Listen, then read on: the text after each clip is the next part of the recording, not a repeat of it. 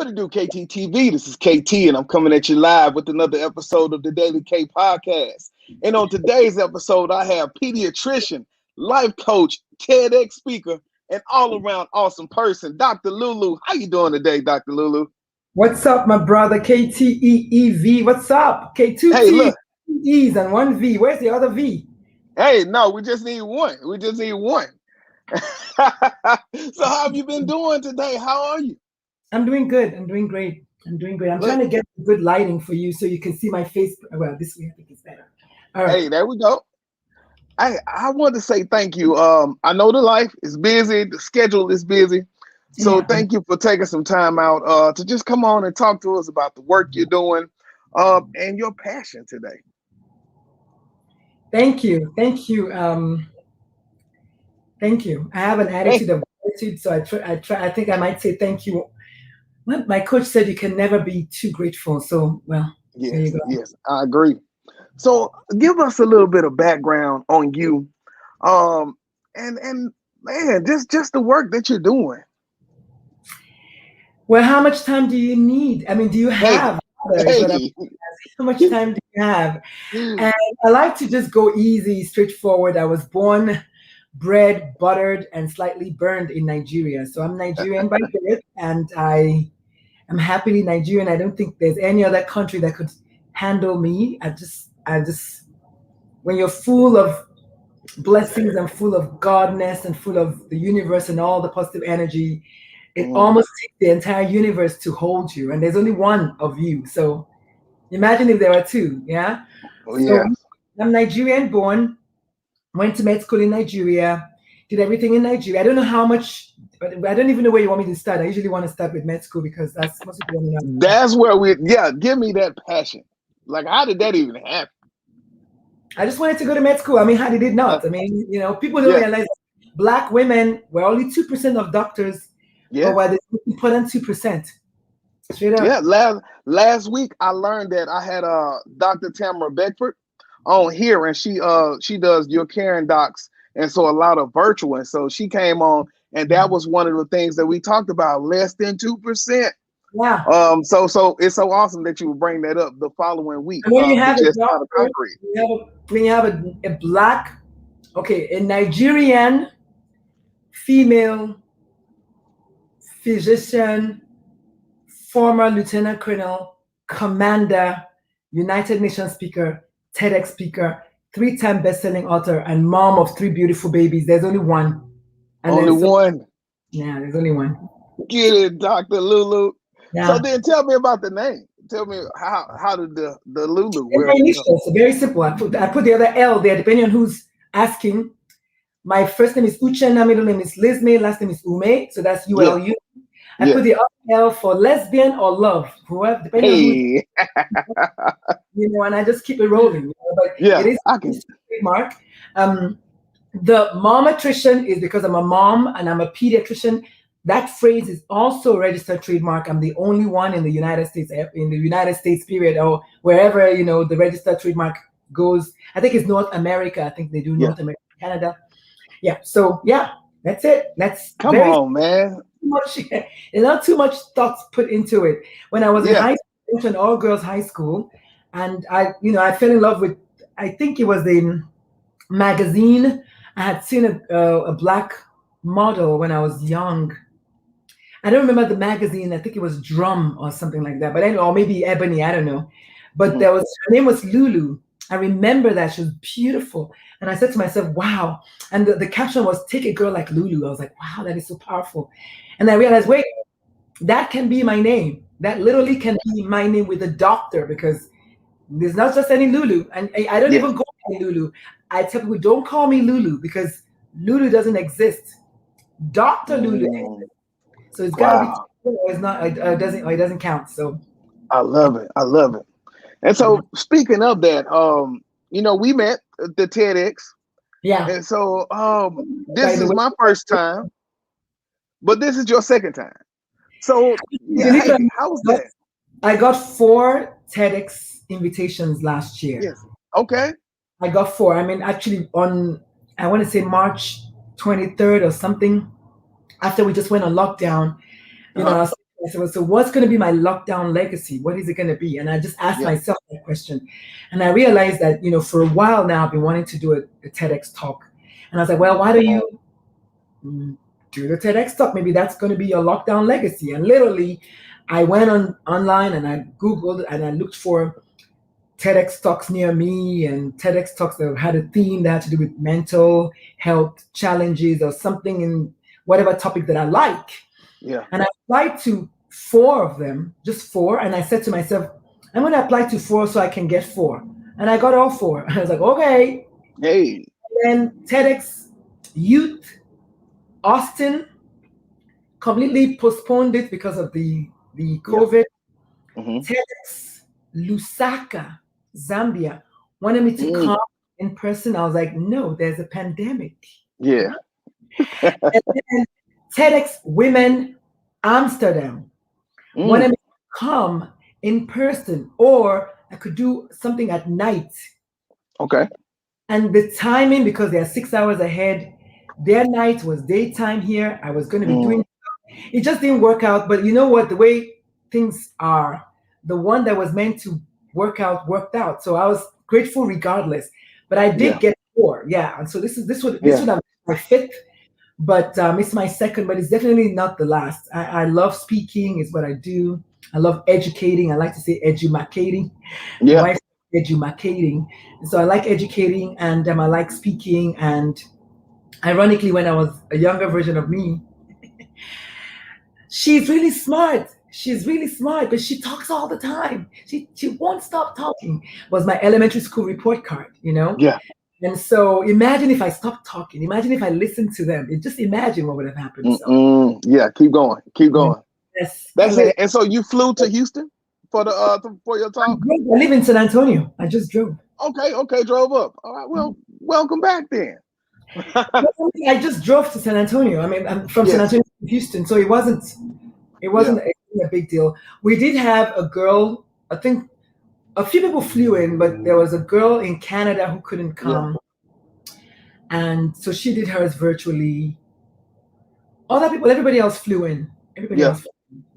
And then, so on your TED Talk, one of the most powerful things that you talked about was the adolescent suicide, was the national, and global public health crisis. It really should be a pandemic. It really should be a pandemic. Anything that kills somebody every 20 seconds is a pandemic.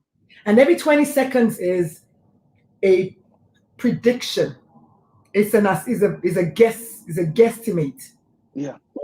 The problem with the 20 seconds is most suicides are not reported.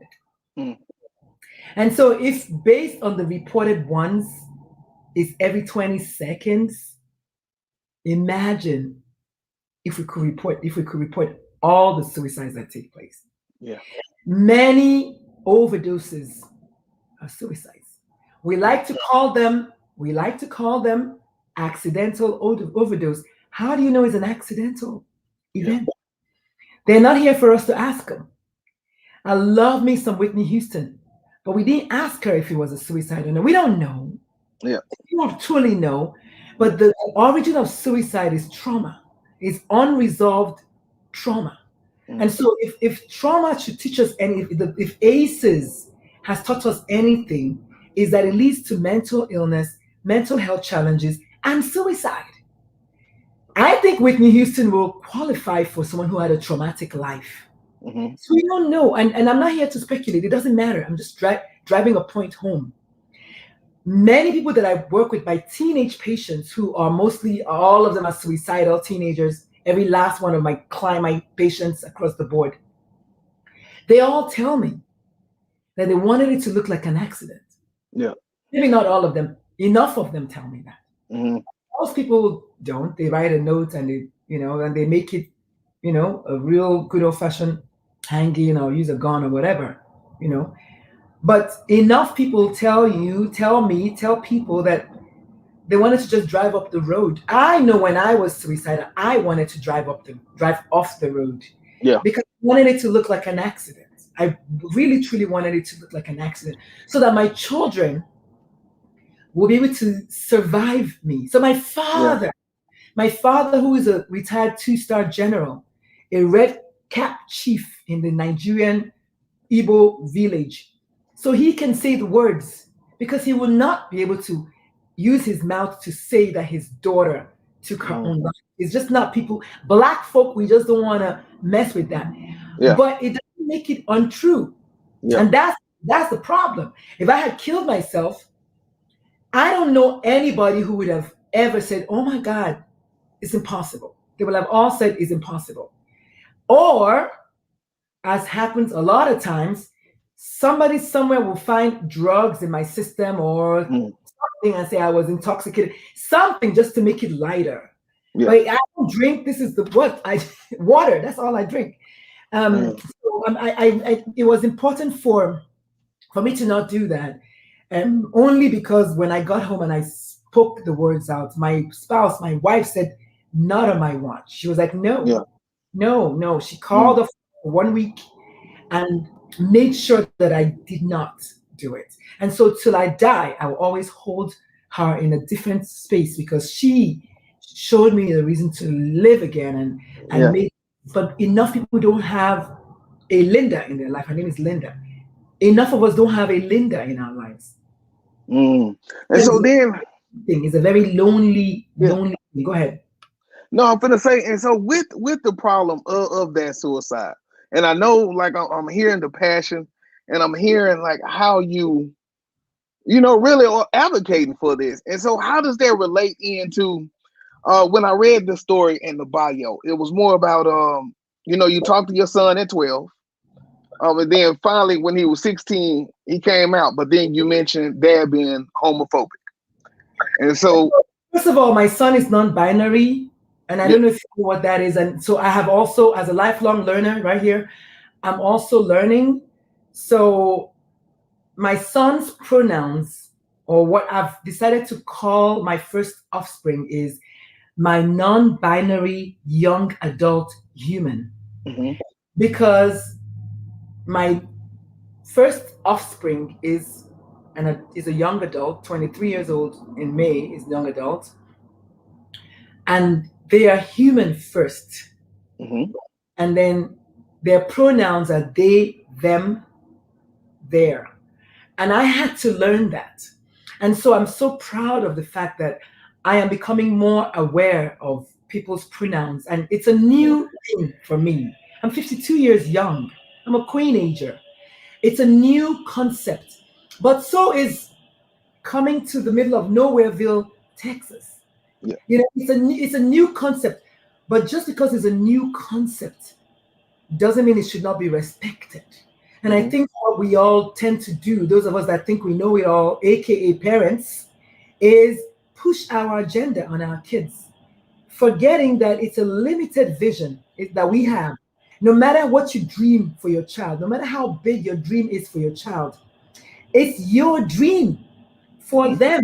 It's not their dream. And as a human, I should not impose my dream of you on you.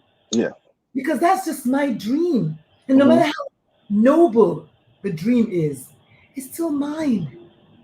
And we must be respectful of our children, no matter how young they are. And if you don't believe me, try with a toddler who doesn't want to eat their greens. They will pitch a fit and have a temper tantrum until you concede. You, the adult. And so if you concede for a toddler, because let me tell you something, you concede. I don't care what you think. You concede. Then why not a teenager? He's the same child in a bigger body. He's human with the same brain. But something happens with parenting when we go from, little Moses or little Pookie or whatever, to teenager, what? But it's the same child. It's the same being. And everybody that I know in this world has one need, and that's to be seen as they are, to be visible, to be heard. And we have 2 ears, so we can do it twice as much, right? We can talk once and then listen twice. Yeah. And so we parents, the adults in the lives of these children, miss the mark. And that's why the studies have shown that formerly suicidal teenagers or youth who find one single trusted adult in their lives will thrive. And yet we have one Mm. teen suicide attempt every 2 hours in the state of Texas. Mm. Yeah. In the state of Texas, just Texas alone. Yeah. So one teen suicide attempt every 2 hours in Texas. And a suicide attempt is the strongest risk factor for suicide death. Mm. And you can imagine the gravity of this number. So Yeah. 20 seconds doesn't do it any justice. It was Yeah. a prediction by the WHO. We have to go by that. But you and I know that if we were to count how many suicides truthfully, COVID-19 death is nothing. Yeah. Yes, COVID-19 is a pandemic and Yeah. suicide is not. People don't Yeah. think that way. I agree. And so on your website, in the blogs, you think about giving that information to parents and being proactive. And so you put out the top 10 list for raising a child who is from the community, LGBTQ. I think I know what you're talking about. My free PDFs, the top 10 things you should know, Yes. or something like that. Yeah. So the PDF is the top 10 things you should know about raising an LGBTQ plus child. But I think Mm-hmm. even before we go to that free PDF, I think my work in the youth suicide prevention arena Yeah. stems from my own child Yeah. who became suicidal following their parents' divorce Mm. and being outed before they were ready and being bullied incessantly. Mm. Now, while that happened, I had no idea about it until my own child was a guest on my podcast, Mm-hmm. which is called Suicide Pages. Mm-hmm. That's how because I only interview people who have been traumatized, who have been suicidal or whatever. And Yeah. that's how I found out that my child had suicidal ideations. Oh, okay. I had no idea. Yeah. Now, this is in the premise of a supportive mother. Yeah.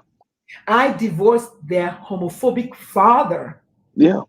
partially because of domestic abuse and domestic violence, but also because I had to save my child, my Mm. children. And the reason I filed for divorce wasn't even about my first child. It was my second child. What my second child did one day. They came back from school and I had cooked dinner. And in his usual fashion, he had swung by McDonald's and bought the McDonald's. And after eating his McDonald's, my middle son, who was 6 years old, threw his plate at me. Mhm. And I literally did a Keanu Reeves. I was like, oh my God, my child is becoming his father. Mm. And it wasn't about my own domestic abuse anymore. It wasn't about me anymore. And that's what parenting should always be. Never Yeah. about you. I said, I'm gonna divorce this.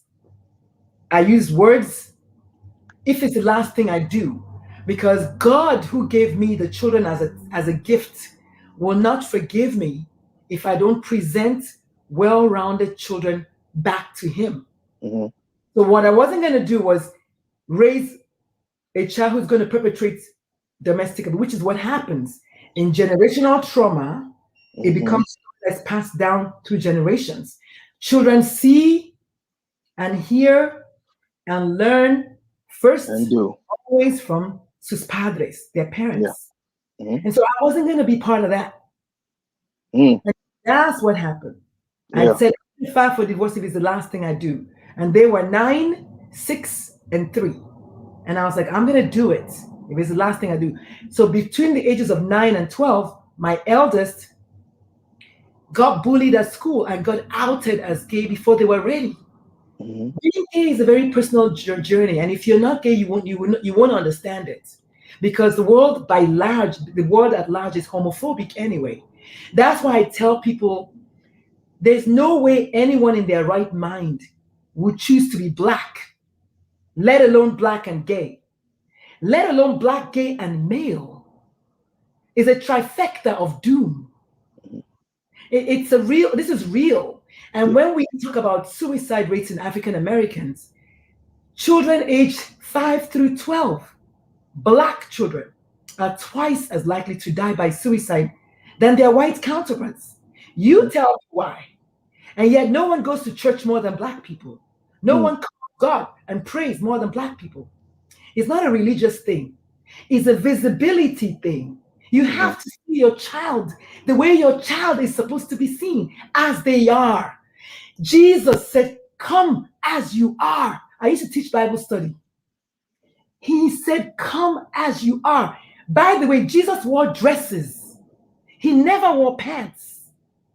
So when we talk about how today human beings, the way they interpret the Bible to suit them, unless it's Commandment 11, there's no commandment that says thou shalt not be gay. None. But it says thou shalt not lie, thou shalt not steal, thou shalt not covet. And we do that every day. People that tell you not to be gay do that every day. And our kids are killing themselves because their parents are in denial. I will not subscribe to that. And so it's the last breath I have. I'll educate people. But I'm a very passionate person. But I used to be commander. I don't take prisoners. I mean, not literally.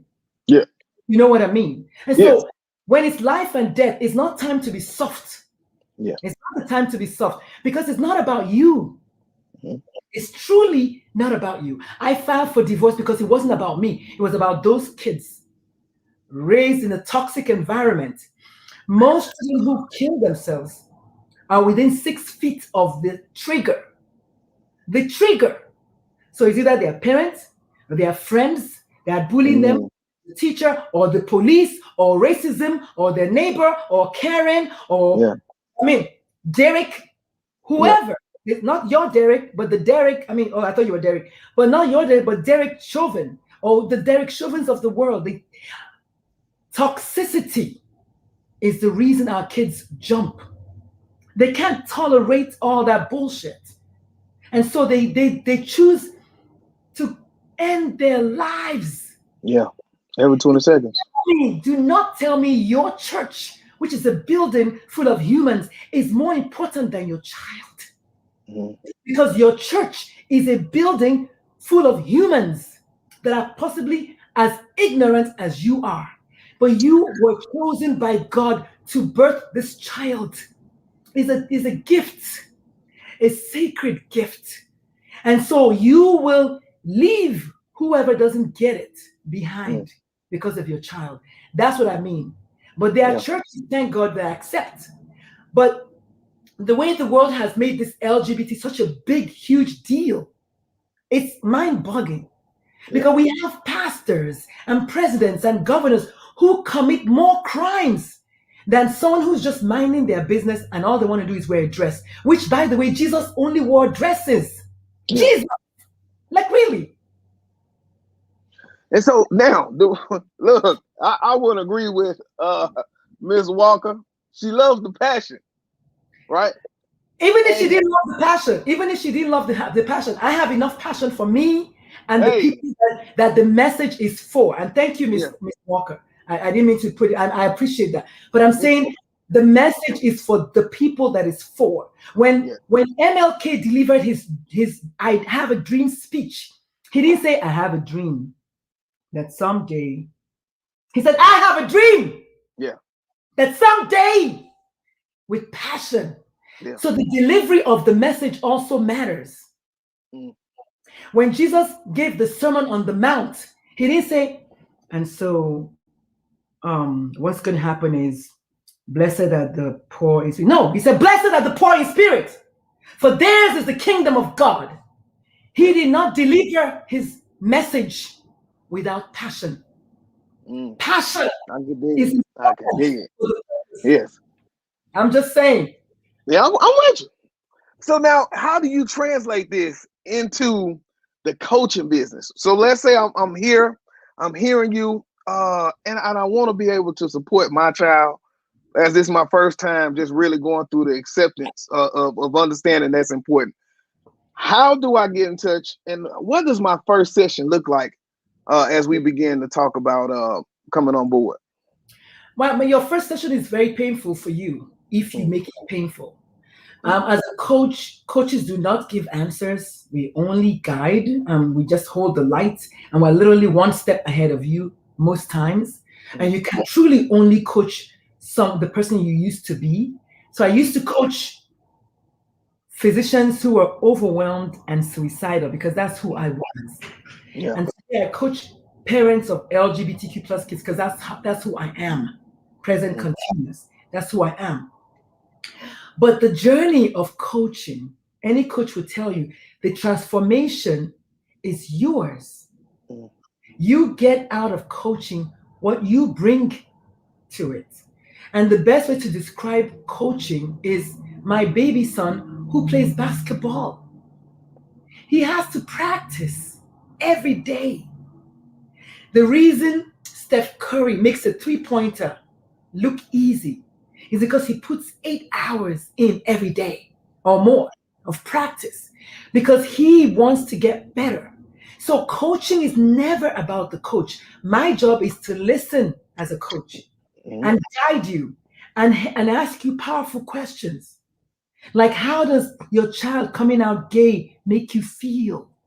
And a lot of times they're crying. My clients are crying and I let them cry. I let them feel all the feels because I had to feel all the feels. I had to so I could get transformed. But you can either be wounded or you can be a winner. You have to choose which W you're going to go with. Yeah. You can allow this fact that your child is gay. Oh my God, I can't believe some people think, oh, I wanted him to get married. You wanted. You didn't ask your child if that's what they wanted. And my dad wanted me to become a pharmacist. I wanted to become an architect. And so I said to my dad, he said, you know what? But he told me the reasons in Nigeria why architecture would not work. As my father, his job is to guide me. And I was like, you know what? Okay, you're right. But here's the deal though, Dad. Rather than go to pharmacy school, I might as well go to med school. I mean, what am I doing in pharmacy school? I mean, I have mad love for my pharmacist friends and family, but I didn't want to be a pharmacist. I was like, you know what? I'd rather become a doctor instead. He was like, okay. And I was like, okay. And then I had to go to med school. And so what happens with coaching is the parents come, they are usually in disbelief. They can't believe it. Some of them have suspected it. Some of them tell me, well, I don't know, my cousin is gay or my sister is gay or whatever, or my friends are gay. I have a lot of gay friends. Just like white folks say, I have a lot of black friends, but they're racist. But they tell you I have a lot of black friends. The one thing has nothing to do with the other. They tell me, oh, my friends, I have gay friends, but I just don't want my child to be gay. Well, why? The reason you don't want your child to be gay is the reason you need to let go. If you don't let go, I can't coach you. I'm not here to do much with you. You have to do all the work. But I ask you lots of questions. How does your child being gay make you feel? It's powerful. A lot of them say, some of them say happy because now their child is so happy. For those who are affirming and accepting, some of them say, oh my God, I really wanted him to get married. I said, gay people can get married. I wanted him to have a child. Gay people can have a child. What else? Give me, what is it really? Well, my family, your family? And then I asked them, when you were a teenager, what did you want? What was the main thing you, Kevin? What was the number one thing you wanted from your parents, Kevin? One, as a teenager, what did you want from your parents? Think about it. I'm asking you. Oh, well, look, me. I'm just going to say cliche. Love. Well, love is a big word. But really, love is also an action word. Love is a doing word. What you wanted, love is a big blanket. But really, honestly, what you wanted is for them to leave you alone as a teenager. You're transforming into an adult. You want your parents to, if you want to shave your hair this way, you want them to just let you shave it already. It's just hair. If you want to hang out with such and such, you want them to leave you because you want to hang out. Now, they might say, well, you know what? I don't know. I've never told my kids not to hang out with someone. What I've said is, I want to know that person's parents. As their parent, as my child's parent, I want to know your friend's parents.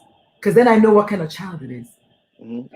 But you have to pick your friends. I can't pick your friends for you. And the same thing with someone you're going to marry. Majority of arranged marriages don't work because it's not based on love. And so when you're thinking, oh, I want my child to get married, do you know the rate of divorce amongst people that even choose themselves? Talk less of people that don't choose themselves. Do you want that for your child? I mean, it's like I ask them questions like that so that they can see. But the other hand is their child is in therapy, getting medicine for depression, but you know why your child is depressed. Yeah. And then you tell me, well, I don't want my child to kill themselves. Well, you don't want your child to kill themselves, but on this hand, you're blocking, putting roadblocks in their way. So what do you want from me? I'm not going to do much for you.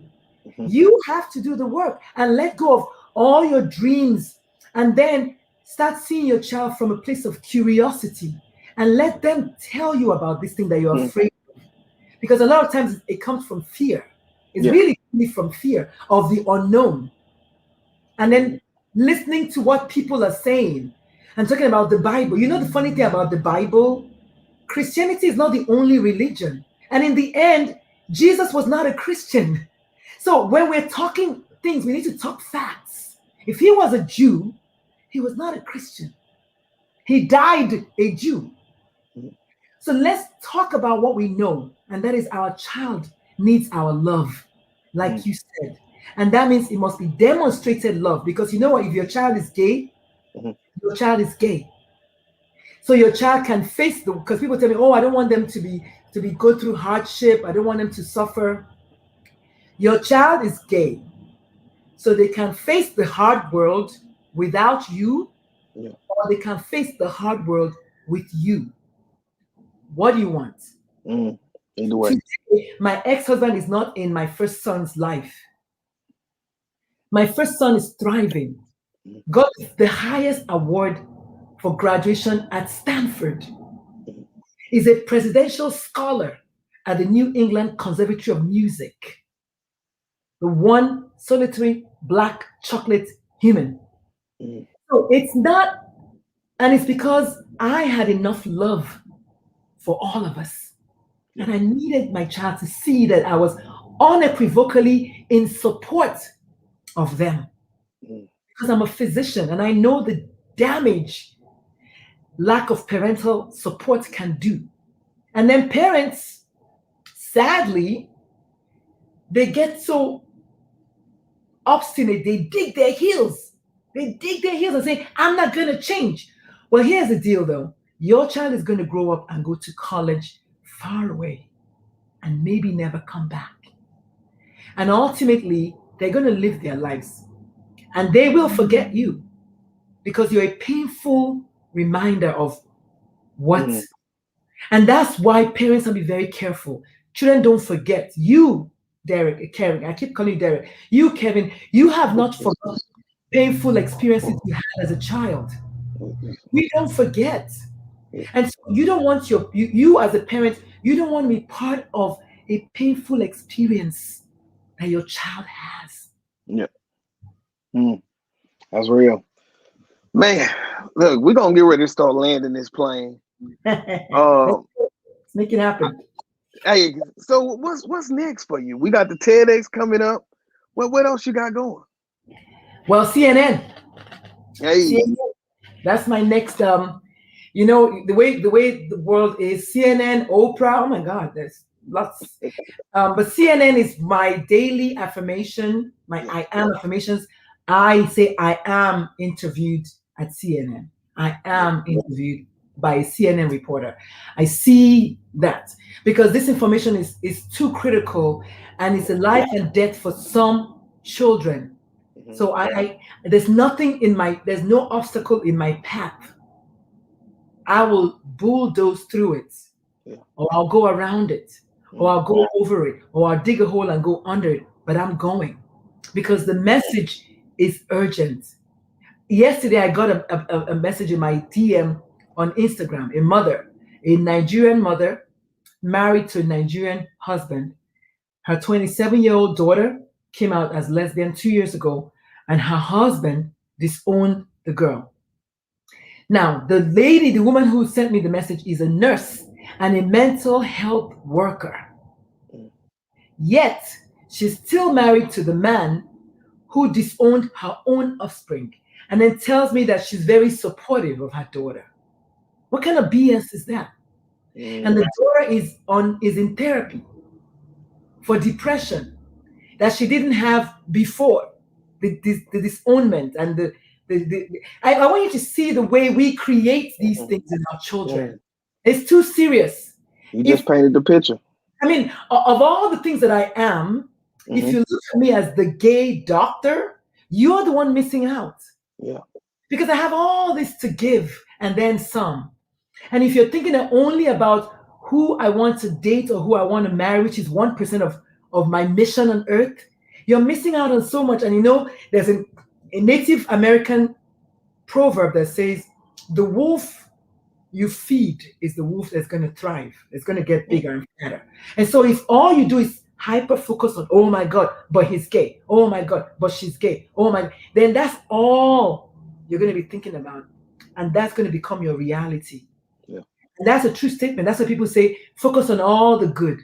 Do a gratitude journal. You know, be thankful. You know, that's what we're coming back to gratitude, which is what I started the interview with. Be thankful that you have a child. There are people out there looking for kids. Be thankful that your kid is not trying to jump yet. Be thankful that your kid even feels safe enough to come out to you. Because there are people whose kids come out to other people and don't come out to them. So many combinations. And you know what? Some parents come and tell me that, well, while they were home, they were not gay. When they got to college, they became gay. The truth is the child has been gay. Your home is not safe enough for them to come out. And so they needed to get to college to come out. Everybody looks, water finds its level. So everybody looks for people like them. And so maybe they got to college and found a tribe that was accepting. So they came out versus they didn't come out at home because they were not gay. Let me say something before we end. A cisgendered child, one of the top 10 things I mentioned in my PDF, by the way, is the fact that gender is the way you feel about your role, whether you're a male or female or whatever. That's how you feel. Your sex is your genetic sexual organs. Gender, though, is whether you feel like a boy or a girl. And between the age of 18 months and 3 years old, a cisgendered boy, which is a boy who feels like they're a boy and they have male organs, or a cisgendered female, which is a girl who feels like a girl and has female genital parts. At the age of 18 months to 3, they know that they're a boy or a girl. And when I say that, I take a deep breath and then I say the next thing. That means that a trans boy knows at 3 or 5 that they're in the wrong body.